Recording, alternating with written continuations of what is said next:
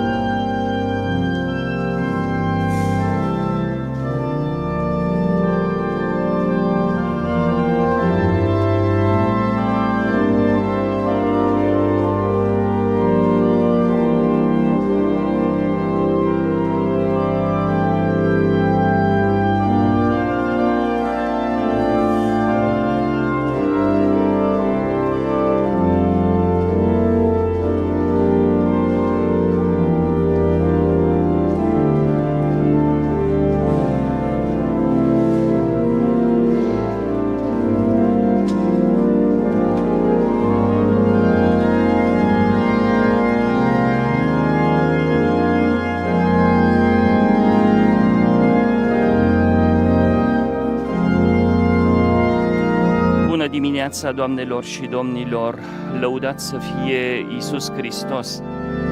Sunt Părintele Tarciziu Șerban, vă întâmpin și în această dimineață, invitându-vă să luăm parte împreună la Sfânta Liturghie, transmisă prin intermediul emisiunii Repere Sacre a Televiziunii Române din Catedrala Sfântul Iosif din București.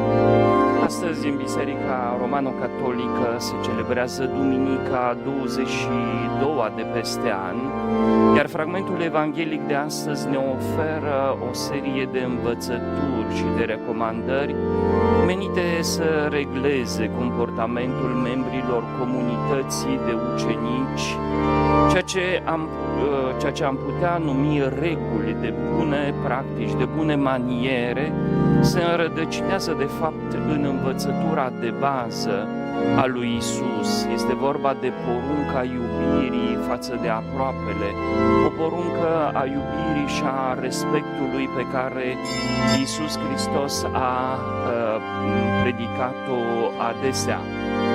Sfânta Liturghie de astăzi este prezidată de Părintele Mihai Ispas, preot vicar la parohia Adormirea Maicii Domnului din București, cartierul Drumul Taberei.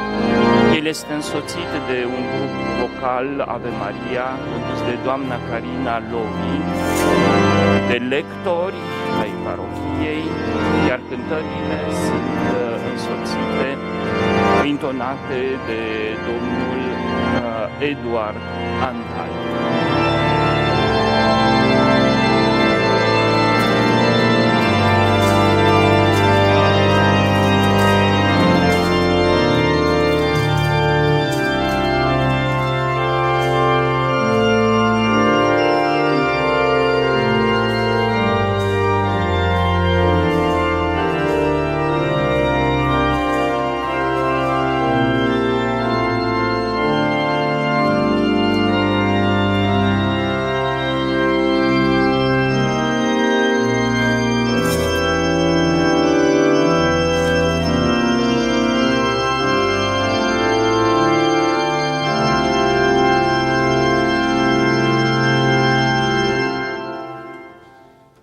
Tatălui și al Fiului și al Sfântului Duh. Amin. Harul Domnului nostru Iisus Hristos și dragostea lui Dumnezeu Tatăl și împărtășirea Duhului Sfânt să fie cu voi toți.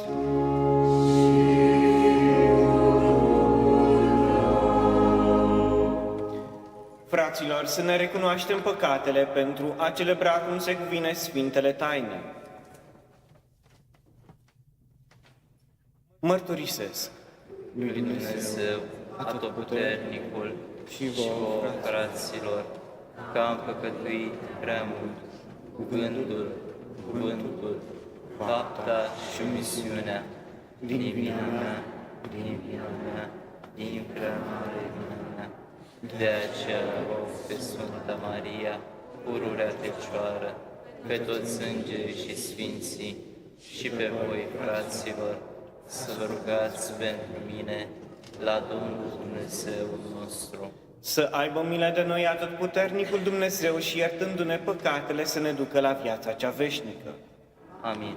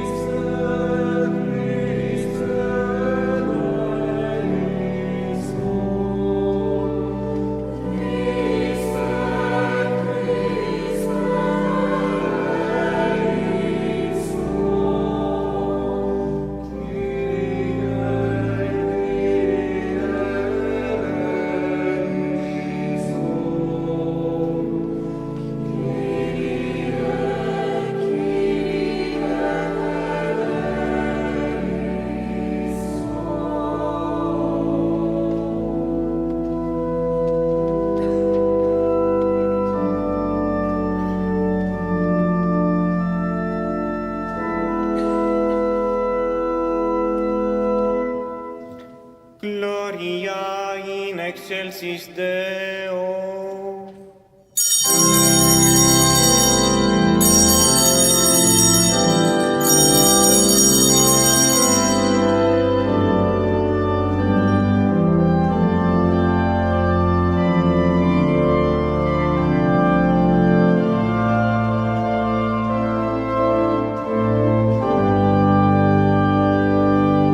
Gloria in excelsis Deo.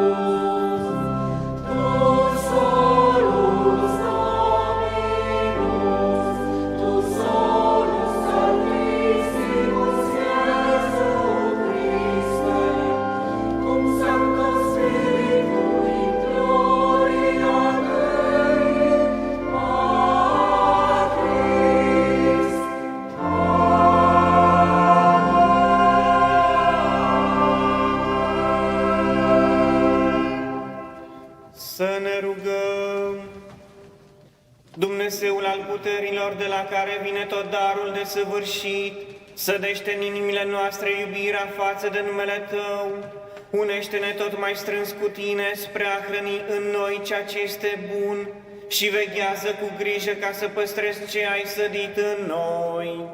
Prin Domnul nostru Iisus Hristos, Fiul Tău, care fiind Dumnezeu împreună cu Tine viețuiește și domnește, în unire cu Duhul Sfânt în toți vecii vecilor.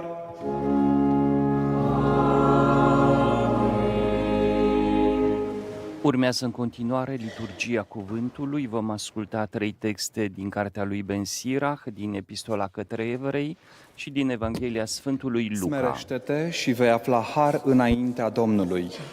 Citire din cartea lui Ben Sirach. Fiule, împlinește-ți cu blândețe lucrările tale și vei fi iubit de omul plăcut Domnului. Cu cât ești mai mare, cu atât mai mult să te smerești și vei afla har înaintea Domnului. Căci mare este puterea Domnului și El este preamărit de cei smeriți. Pentru nenorocirea celui trufaș nu este leac, căci buruiana răutății a prins în el rădăcina. Inima celui iscusit cugetă asupra pildei și o ureche ce ascultă este dorința înțeleptului. O inimă înțeleaptă și prevăzătoare va evita păcate și va izbuti dacă va lucra cu dreptate. Cuvântul Domnului.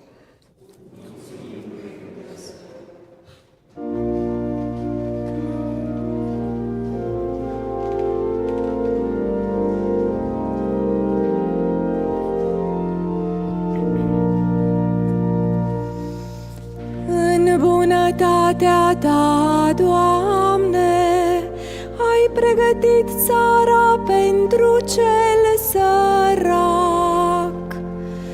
În bunătatea Ta, Doamne, ai pregătit țara pentru cel sărac. Cei drepți să se bucure, să tresalte înaintea lui Dumnezeu și să se umple în bucurie. Cântați lui Dumnezeu, înălțați cântare în numelui Său, tresăltați de bucurie înaintea Lui. În bunătatea Ta, Doamne, ai pregătit țara pentru cel sărac.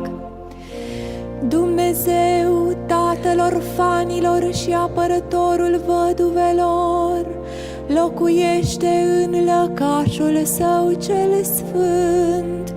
Dumnezeu le dă casă celor părăsiți, iar celor prinși le oferă libertatea.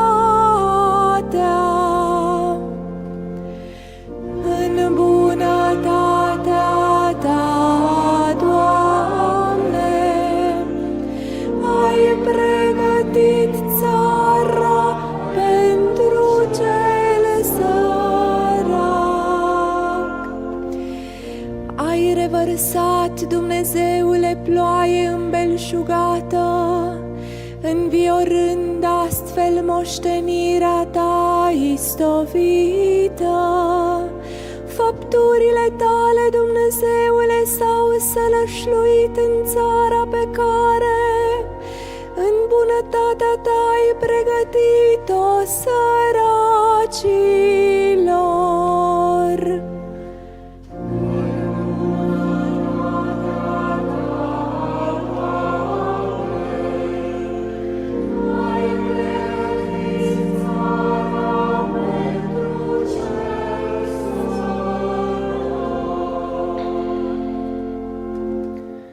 Citire din scrisoarea către Evrei. Fraților, voi nu v-ați apropiat de ceva ce nu poate fi atins, nici de foc mistuitor, nici de negură, nici de beznă, nici de vijelie, nici de glasul trâmbiței, nici de sunetul cuvintelor, la auzul cărora ascultătorii s-au rugat, să nu li se mai rostească niciunul. Și atât de înspăimântătoare era priveliștea, încât Moise a zis: Sunt îngrozit și mă cutremur. Voi însă v-ați apropiat de muntele Sionului și de cetatea Dumnezeului viu, de Ierusalimul ceresc și de zecile de mii de îngeri în sărbătoare și de adunarea întâiilor născuți înscriși în ceruri și de Dumnezeu, judecătorul tuturor, și de duhurile drepților aduși la desăvârșire și de Iisus, mijlocitorul noului legământ. Cuvântul Domnului.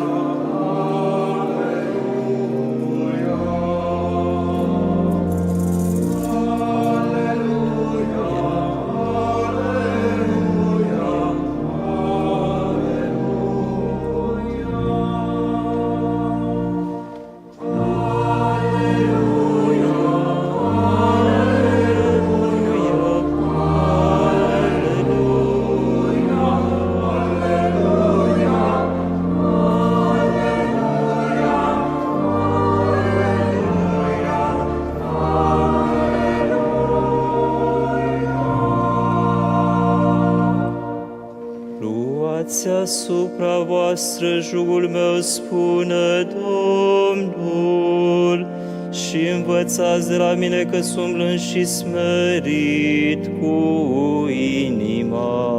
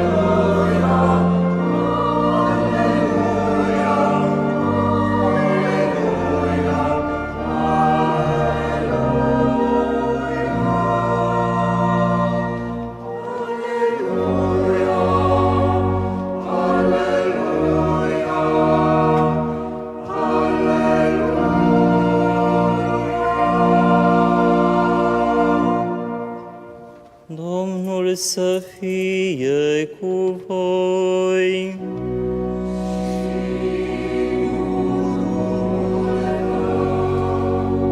Citire din Evanghelia Domnului nostru Iisus Hristos după Sfântul Luca.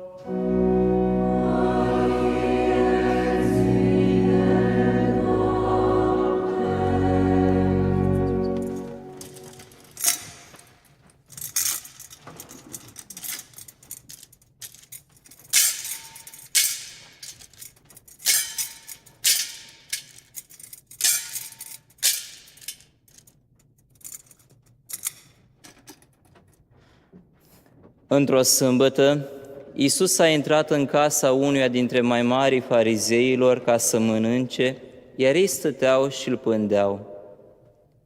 Văzând cum își alegeau locurile de frunte la masă, le-a spus oaspeților o parabolă. Când ești chemat de cineva la nuntă, nu te așeza în locul cel dintâi, ca nu cumva să fi fost chemat unul mai de vază decât tine și cel care va chema pe tine și pe acela să vină să spună: dă-i acestuia locul. Atunci te vei duce cu rușine să te așezi pe locul din urmă. Dimpotrivă, când ești chemat, mergi și te așează pe ultimul loc, pentru că atunci când va veni cel care te-a chemat să spună: prietene, urcă mai sus. Atunci vei avea cinste în fața tuturor comesenilor. Căci tot cel ce se înalță pe sine va fi umilit, iar cel ce se umilește va fi înălțat.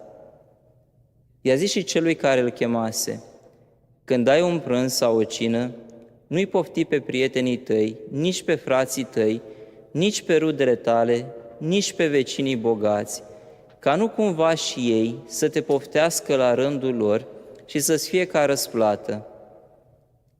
Și când faci un ospăț, cheamă săraci, neputincioși, șchiopi, orbi și fericit vei fi, pentru că nu au cum să-ți răsplătească, fiindcă ți se va răsplăti la învierea drepților. Cuvântul Domnului.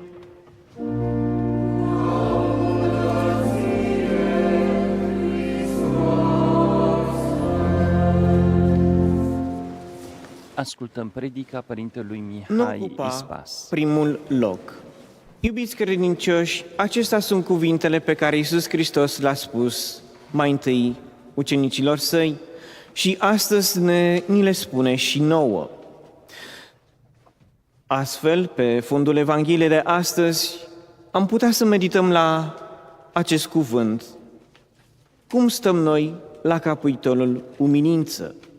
Pentru că toate cele 3 lecturi pe care le-am ascultat au acest fir roșu, am putea zice, al umilinței.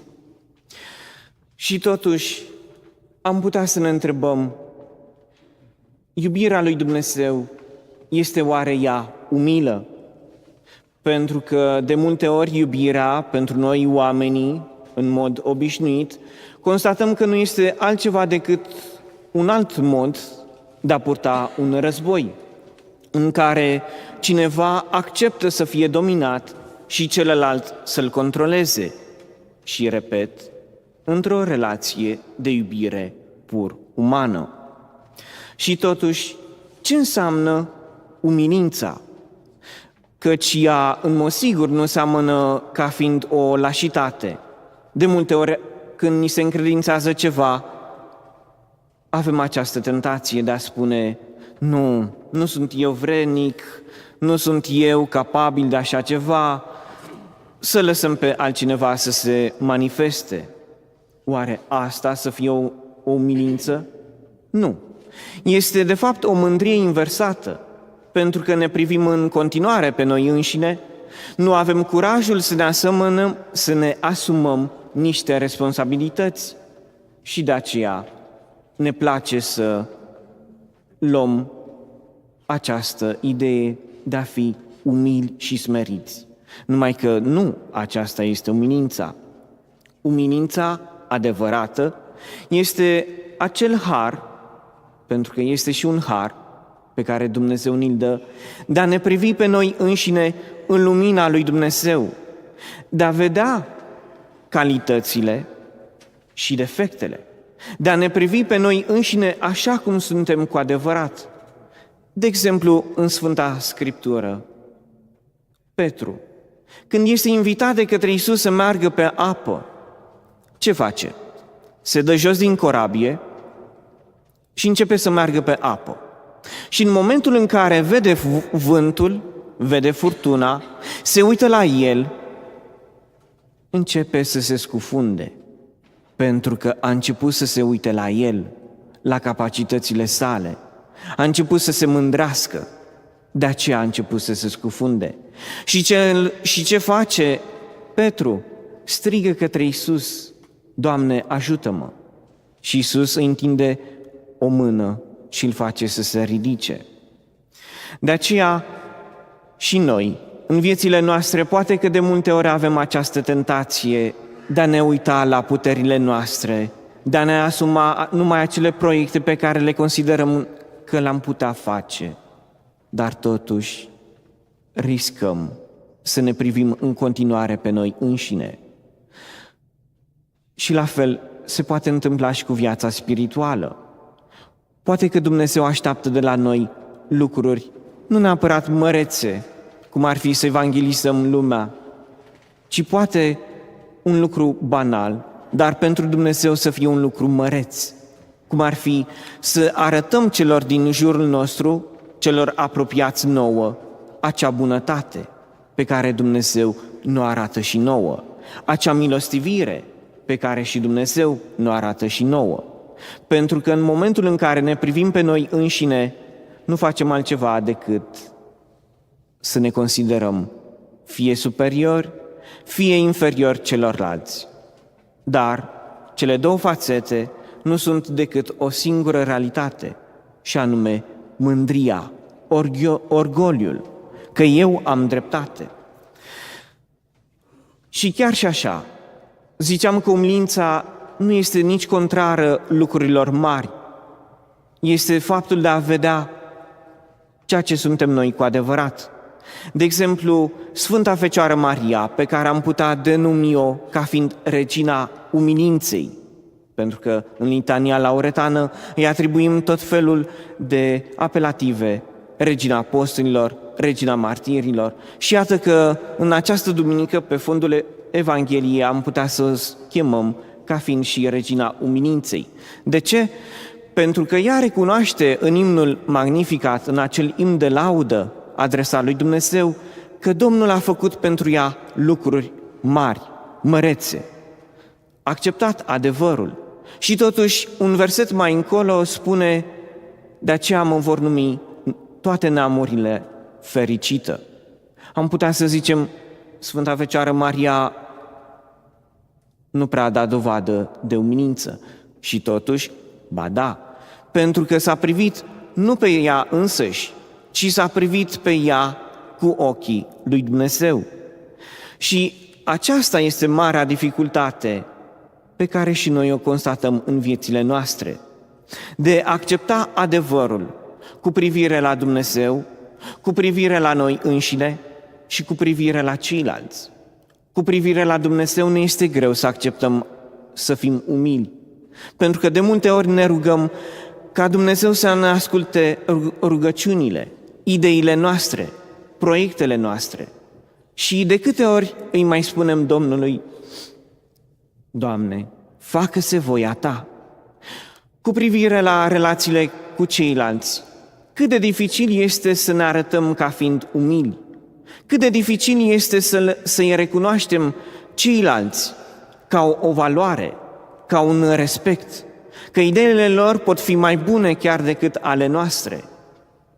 Și cu privire la noi înșine, cât de greu este să ne acceptăm umilința aceea de a ne vedea cum ne vede Dumnezeu, ca niște copii al Lui.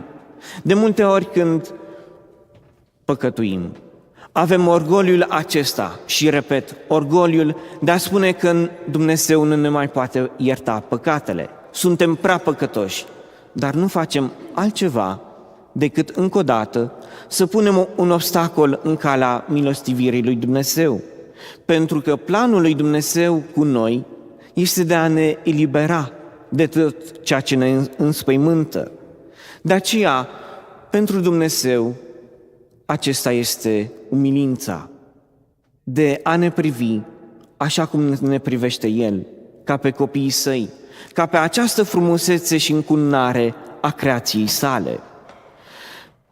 Și apoi, umilința ne ajută să acceptăm că planul lui Dumnezeu este mai mare decât ceea ce putem să facem noi.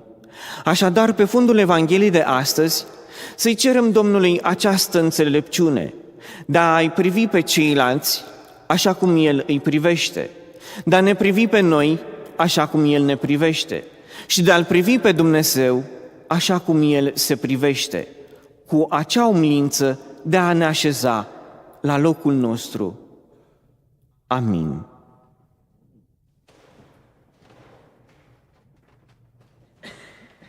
Și acum să ne mărturisim credința. Cred într-unul Dumnezeu, Tatăl Atotputernicul, Creatorul cerului și al pământului, al tuturor văzutelor și nevăzutelor.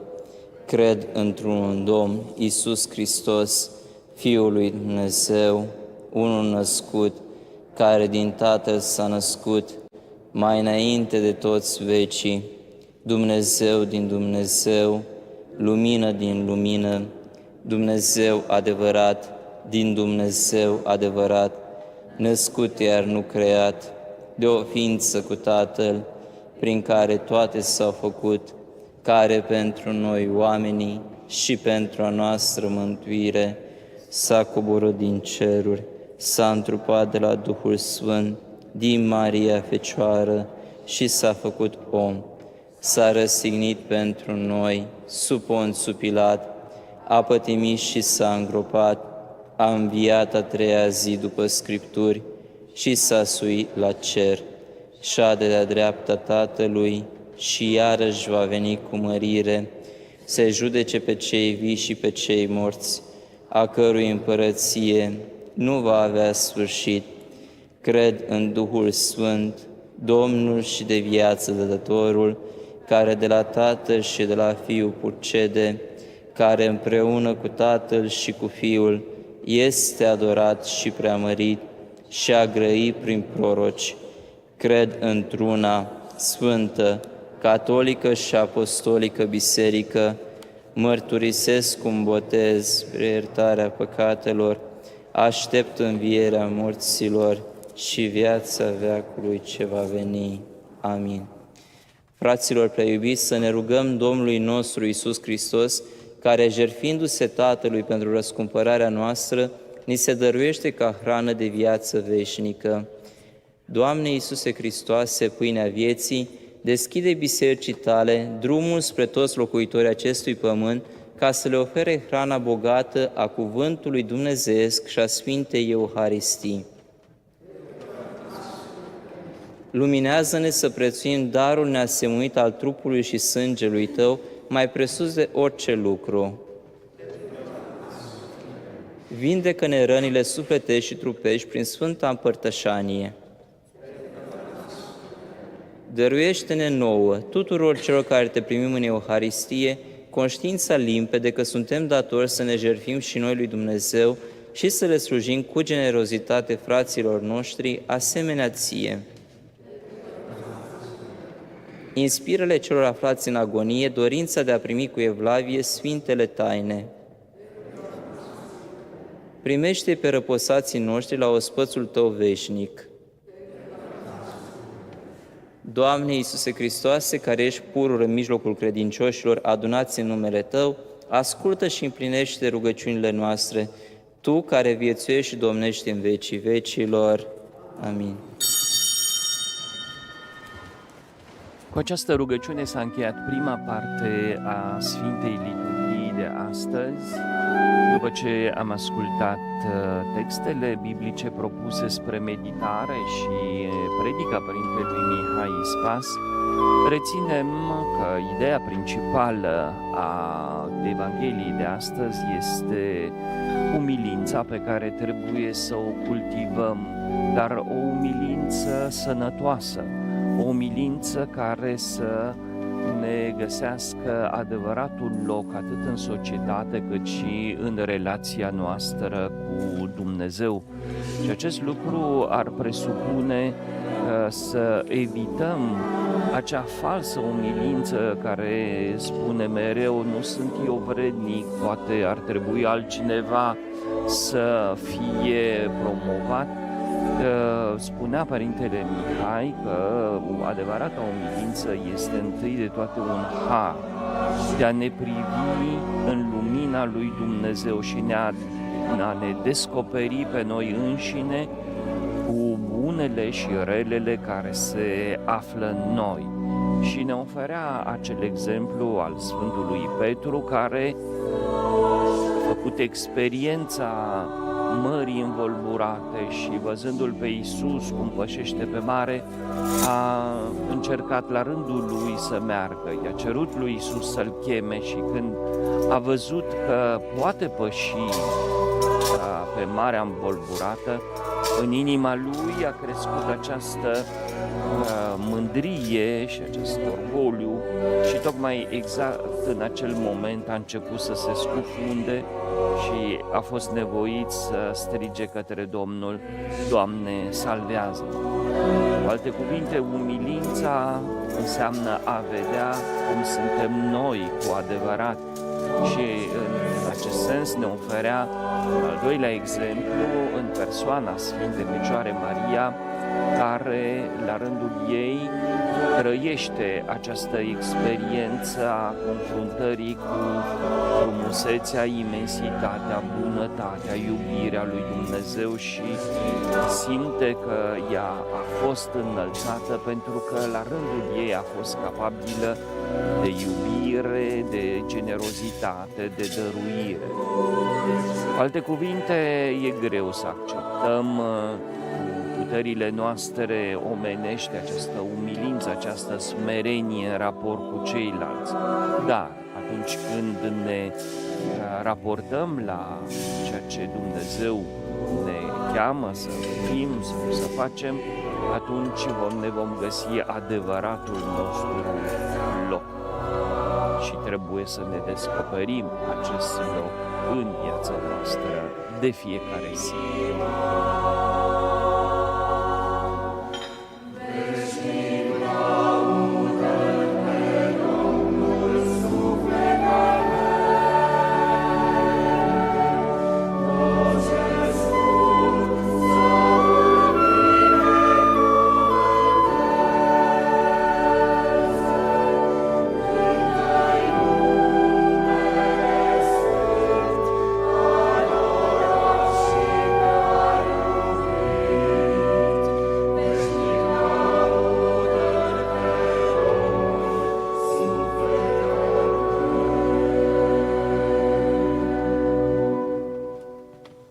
Rugați-vă, fraților, pentru ca jertfa mea și a voastră să-i fie plăcută lui Dumnezeu, Tatăl Atotputernicul.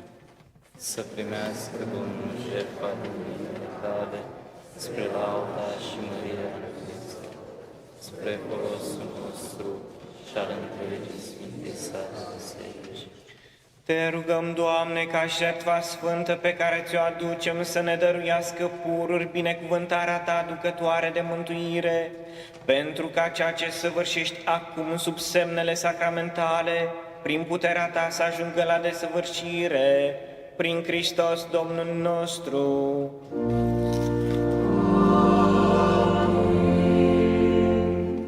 Domnul să fie cu voi. Și cu Duhul Tău Sus inimile. le avem Să-i mulțumim Domnului Dumnezeului nostru. vrednic și drept este. Cu adevărat, vrenic și drept, de cuvință și mântuitor lucru este să-ți aducem mulțumiri pururea și în tot locul. Ție, Doamne, Părinte Sfânt, atotputernic, veșnic Dumnezeu, prin Domnul nostru Iisus Hristos. Noi recunoaștem măreția Ta în tot ceea ce ai făcut pentru noi, cu puterea Ta dumnezeiască. Ai venit într-ajutorul slăbiciunii omenești, trimițându-L pe Fiul Tău, ca să ia asupra sa păcatele lumii. Prin El, care este noul Adam, ai răscumpărat omenirea decăzută și prin moartea Lui ne-ai făcut părtași ai vieții Tale nemuritoare. Prin El preamărim acum și în veșnicie milostivirea Ta și cântăm împreună cu corurile de îngeri imnul măririi Tale.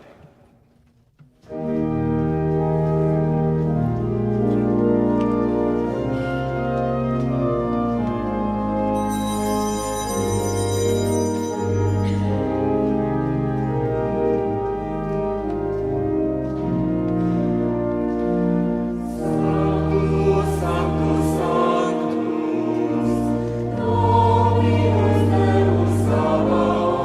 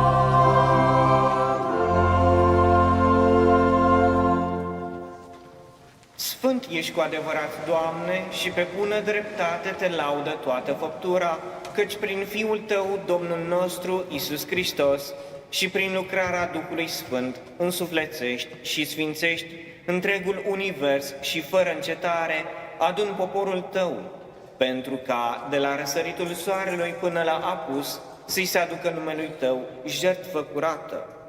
De aceea, Doamne, te rugăm cu milință să sfințești prin Duhul Tău darurile pe care ți le oferim, pentru ca ele să devină trupul și sângele Fiului Tău, Domnul nostru Iisus Hristos, din a cărui poruncă celebrăm aceste taine.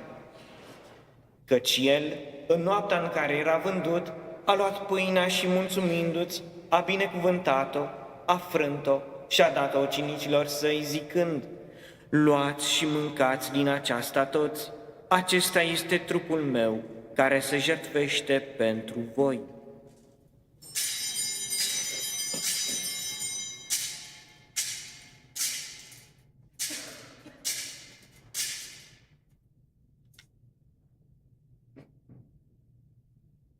De asemenea, după cină, luând potierul și mulțumindu-ți, l-a binecuvântat și l-a dat ucenicilor Săi, zicând: luați și beți din acesta toți, acesta este potierul sângelui meu, al noului și veșnicului legământ, care pentru voi și pentru mulți se varsă spre iertarea păcatelor. Faceți aceasta în amintirea mea.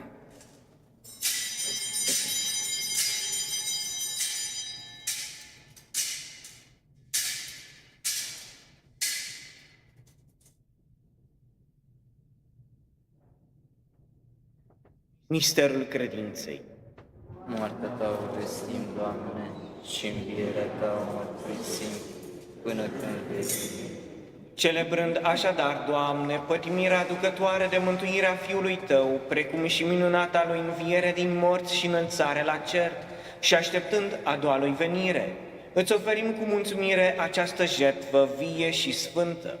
Te rugăm, privește cu bunătate la darul bisericii Tale și, recunoscând în ele jertfa prin care ne-ai împăcat cu Tine, dă-ne nouă, celor care ne hrănim, cu trupul și sângele Fiului Tău harul, ca din plinătatea Duhului Sfânt să devenim un singur trup și un singur suflet în Hristos.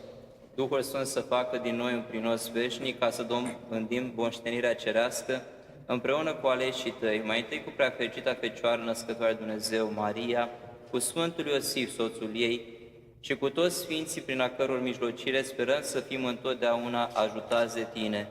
Te rugăm, Doamne, ca această jertfă a împăcării noastre să fie spre pacea și mântuirea lumii întregi. Binevoiește a întări în credință și dragoste biserica Ta peregrină pe acest pământ, împreună cu slujitorii Tăi, Papa nostru Leon și episcopul nostru Aurel, cu episcopul auxiliar Cornel, cu toți episcopii, cu întregul pleș, cu tot poporul pe care ți l-a dobândit Fiul Tău. Ascultă, Doamne, cu îndurare rugăciunile acestei familii pe care ai adunat-o în fața Ta. Întoarce la Tine, Părinte milostiv, și pe toți fiii Tăi risipiți pretutindeni. Pe frații noștri răposați și pe toți drepții care au trecut din această lume, primește cu bunătate în împărăția Ta cerească, unde nădăjduim să ne bucurăm și noi de apururi, de mărirea Ta, împreună cu ei, prin Hristos, Domnul nostru, prin care Tu dăruiești lumii tot binele. Prin Hristos, cu Hristos și în Hristos, Ție, Dumnezeule, Tată atotputernic, în unire cu Duhul Sfânt, toată cinstea și mărirea în toți vecii vecilor.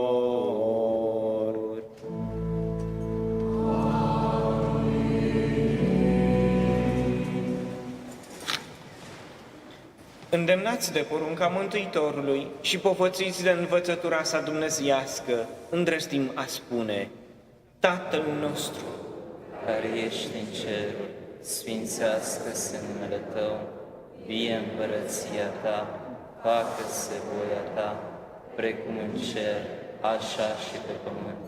Pâinea noastră, cea de toate zilele, dă-ne nouă astăzi și ne iartă nouă greșelile noastre, precum și noi iertăm greșiților noștri, și nu ne duce pe noi în ispită, și ne mântuiește de cel rău. Mântuiește-ne, te rugăm, Doamne, de toate relele și binevoiește a da pacea în zilele noastre, pentru ca, ajutați de milostivirea Ta, să fim pururea liberi de păcat și feriți de orice tulburare, așteptând speranța fericită și venirea Mântuitorului nostru, Iisus Hristos. Căci a Ta este împărăția și puterea și mărirea în veci. Doamne Iisuse Hristoase, care le-ai zis apostolilor Tăi, pace vă las vouă, pacea mea o dau vouă, nu privi la păcatele noastre, ci la credința bisericii Tale, și binevoiește-ai dărui pacea și unirea după voința Ta, care viețuiești și domnești în vecii vecilor.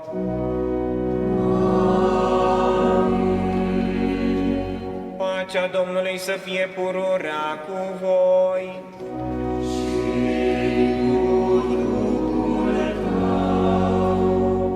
Dăruiți-vă pacea.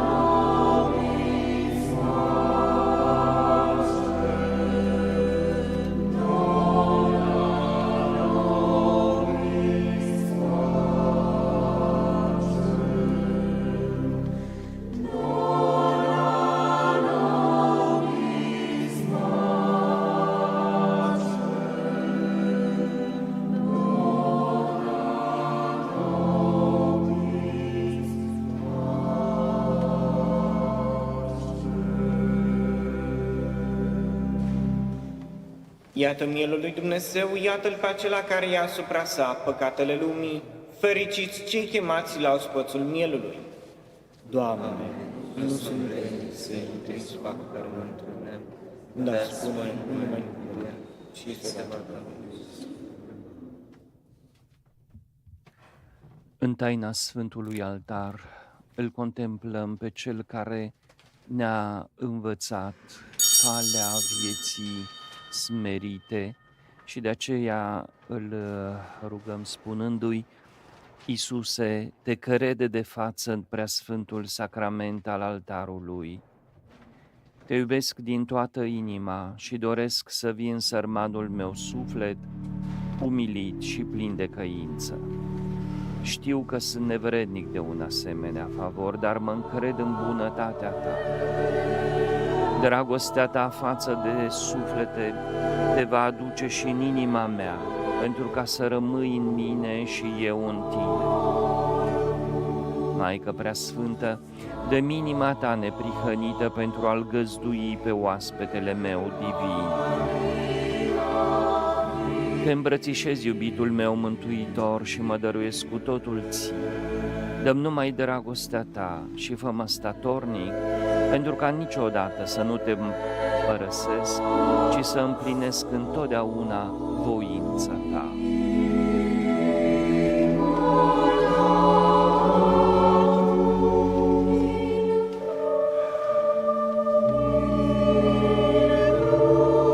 Cât timp se distribuie Sfânta Împărtășanie, vreau să vă fac un anunț.